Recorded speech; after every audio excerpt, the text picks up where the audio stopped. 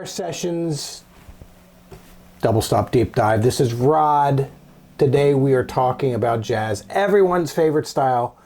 Mine too. I love jazz. Hope you do too. Hope you get something out of this.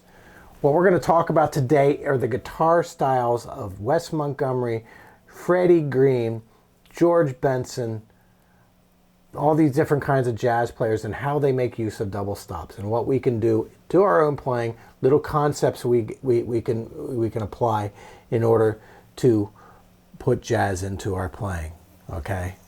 And double stops into our playing, okay? Now, I will also say that maybe you're a rock guy, maybe you're a blues guy. You don't have to fully jump into jazz in order to get something out of this lesson, okay?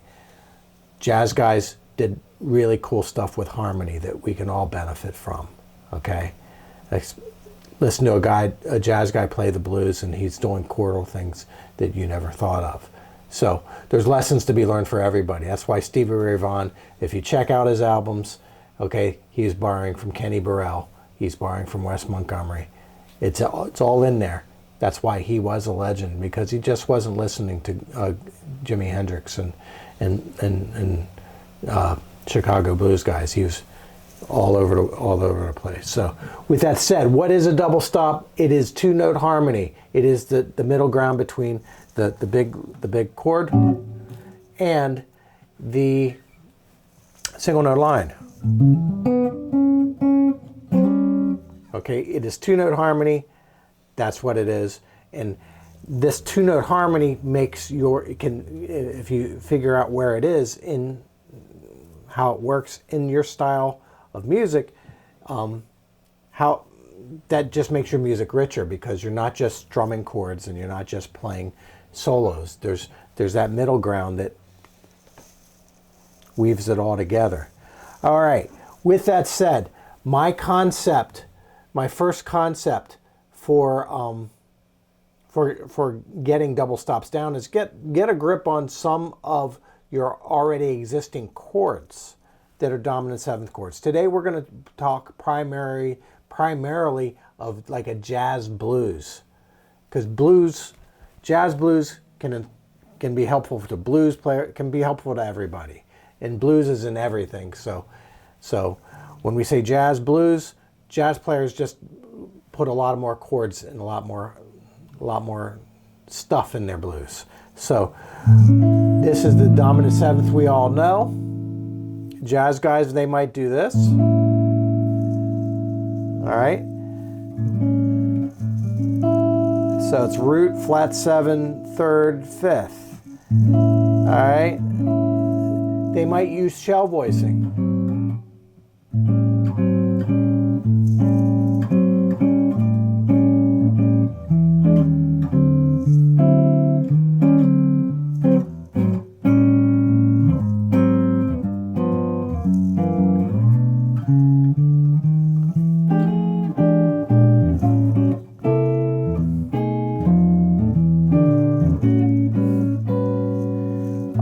So they might use this chord.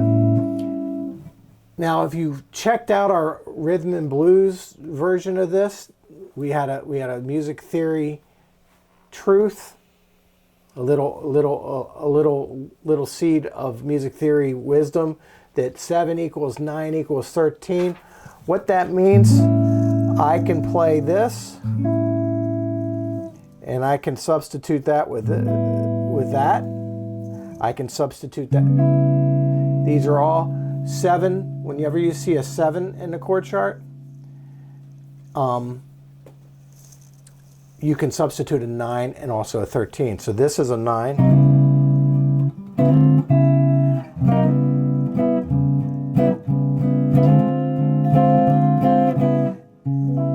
All right. So that's your dominant 9. This is your dominant 13. This is like your dominant 13, and there's a 9 on top. All right, that's in that position. That's a favorite position of mine. Also, I like this position. 9, 13. 9, raise 9, flat 9. These are all chords that hopefully you know. Also, I'm a big fan of shell voicings. If you don't know what shell voicings are shorter chord forms. Like we only take roots, thirds, and sevenths. If it's a dominant 7th chord, it's a 3-note voicing. So root, flat 7, 3. That's the shell of the chord. Keep all the color notes out of there. That gives you the shell of the chord. So anyway, with that said, here's my dominant 7th chord. What can I do in order to put double stops on that? Here's the Freddie Green thing. Freddie Green, for those of you who don't know, was a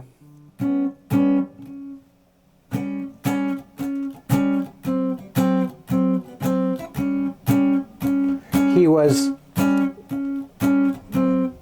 the 20th century one of the most influential guitar players there was, and hardly anybody knows who he was because he played rhythm guitar.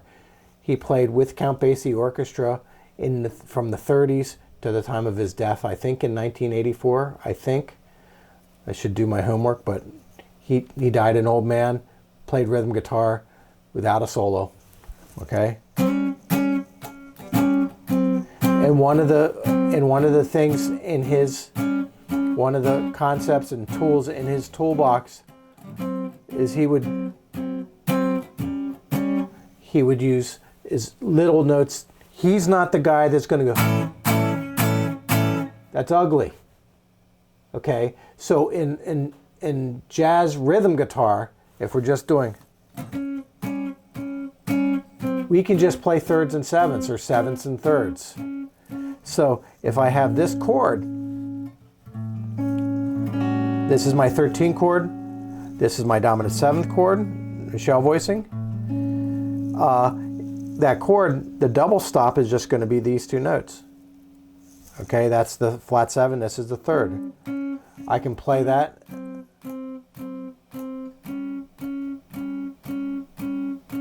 Okay.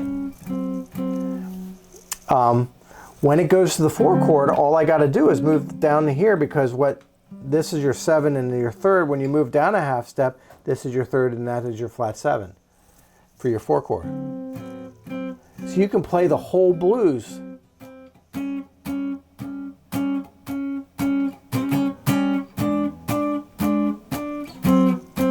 in double stops, and that would be a Freddie Green thing to do. Okay, lots of people kind of ape this concept. Like when I say this, like somebody I think who doesn't get enough credit for his comping and his rhythm guitar skills and his chord ability is Robin Ford. This is something he would have done.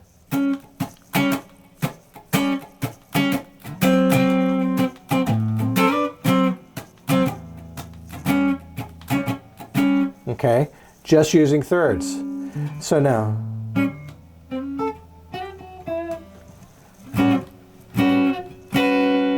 all right, so that is that little thing there. Now, in that chord, these are your 6th intervals. Okay, and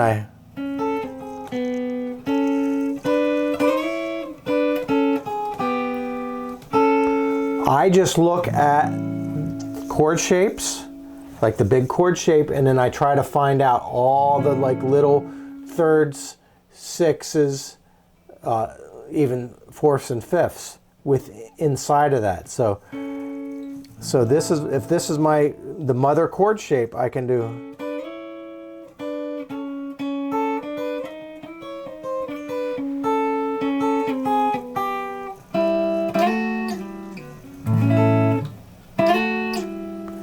So that right there.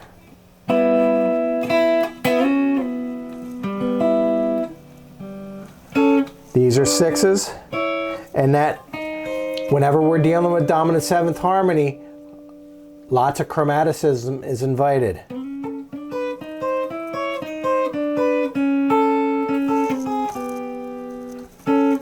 That is your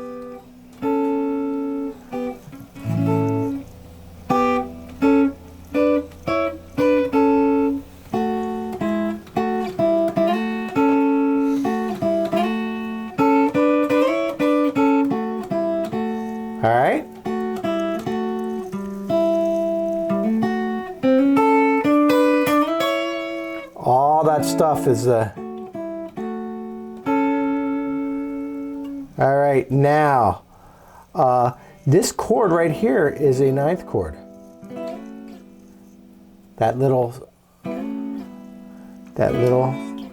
movement is.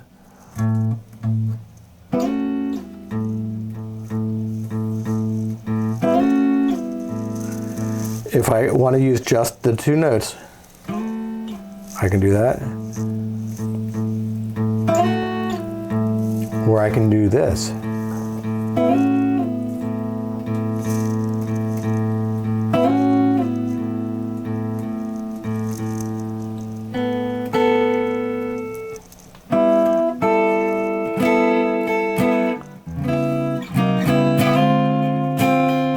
All right, now, in, say, what I would suggest you to listen to, some songs like Giblet Gravy by George Benson. Like, George Benson has been a guitar player since the mid-60s.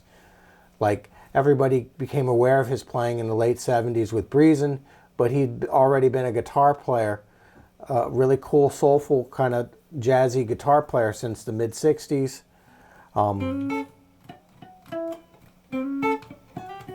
He shows us in that song what is possible in using double stops. So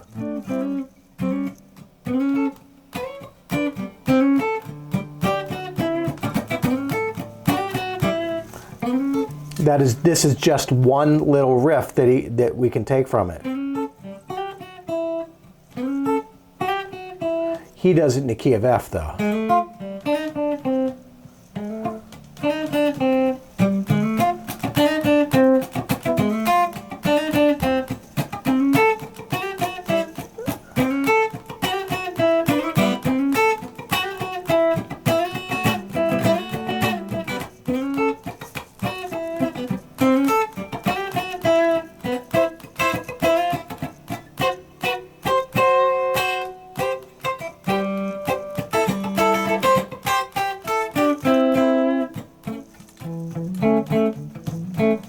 Anyway,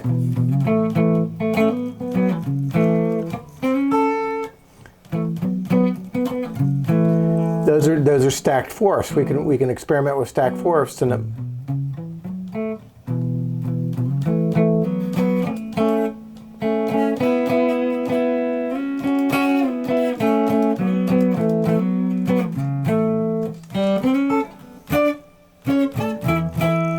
now. The big thing here is Wes Montgomery.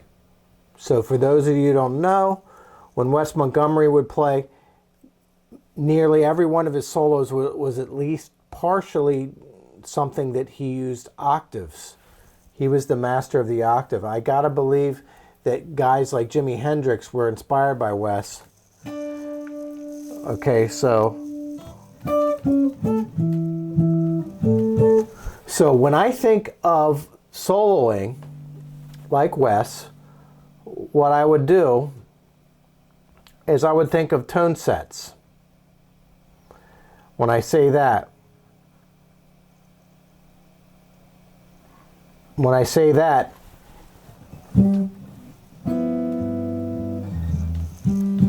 that's your G octave.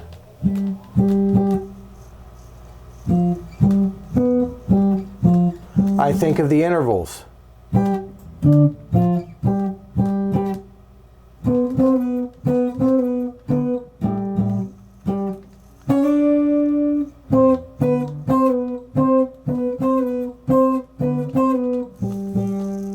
So what he did,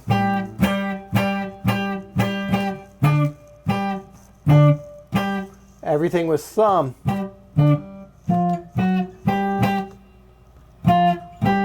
And then I would be real deliberate in mapping out the good sounding notes that we could root power with.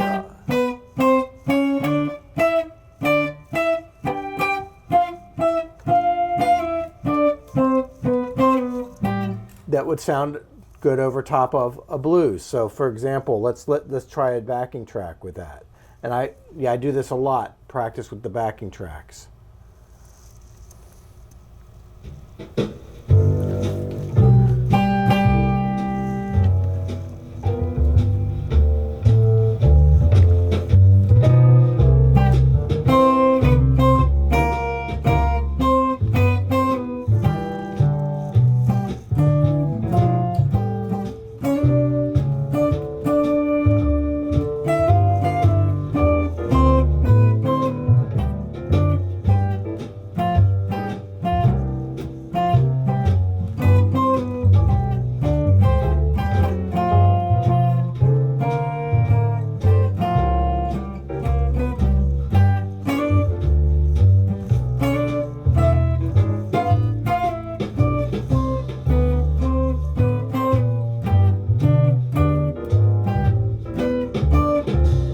This is the major triad.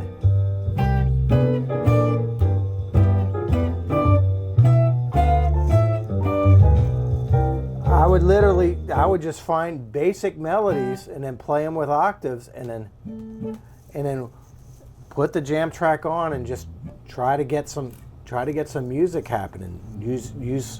Use chord tones. Tone sets. I use the dominant tone set. That's a dominant tone set. But that is something that he would use all the time. All the time.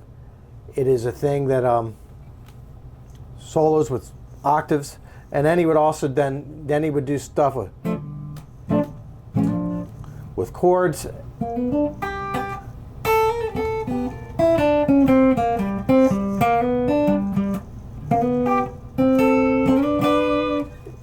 Then he would do single note line stuff, but it's like, but octaves are a super important part of his style. Like nearly every solo he does is at least in part, it has octaves in it. So.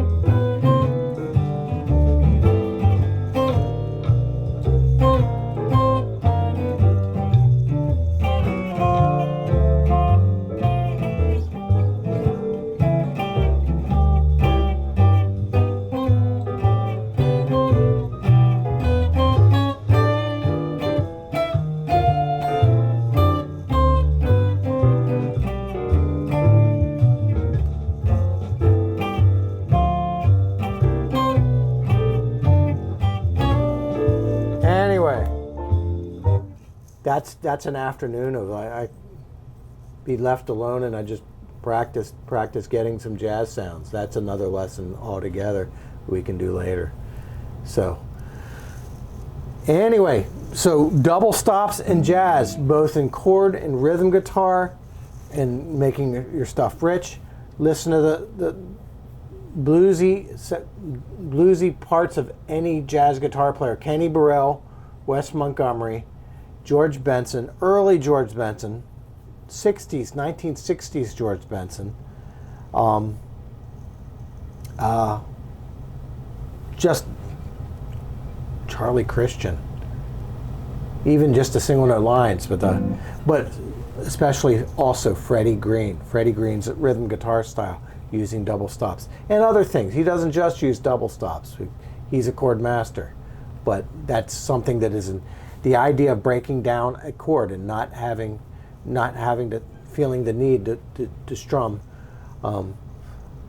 6 different notes or 5 different notes. That's amateur hour. So we're trying not to be amateur hour here. So anyway, this is Rod, Boomer Guitar Sessions. Got any questions? Put them in the comments. And I appreciate you, and I believe in you. And please share, like, and share with 50 of your closest friends. And again, I'm grateful for you. I'll see you next time. We'll talk more about something important. Something important. I don't know what it is. But anyway, talk to you later. See ya. Hi, this is Rod from Boomer Guitar Sessions. I personally wanted to thank you for being part of our community. If you like what we're doing here and you want to see more of it, please hit the like, subscribe, and share. and this helps me spread my musical messages to all over the world. Thank you. I appreciate you, and always remember, you can do this.